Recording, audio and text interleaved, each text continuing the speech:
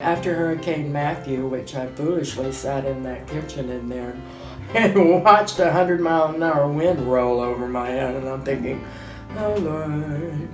And my insurance company, which shall remain anonymous, wouldn't even think about replacing my roof because it was the end of a 20-year roof. And it really needed replacing. And here comes the city of the Savannah saying, well, we're going to give you a roof. I wasn't quite sure why he called me, and he said, well, we've selected you. And I was like, nah, things like this don't happen to me. What's going on here? And I think,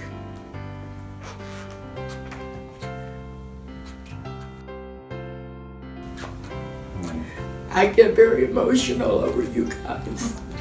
Miracle is what it was.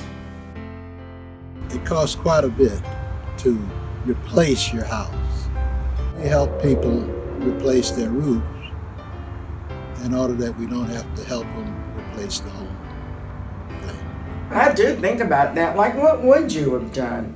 Because that was like $5,000, if not more, just for the roof. I didn't have that. Make it simple and easy to call on us to get repairs done to your house before it's time to replace your house. I'll stop in front of my house and admire my roof, and I do that frequently.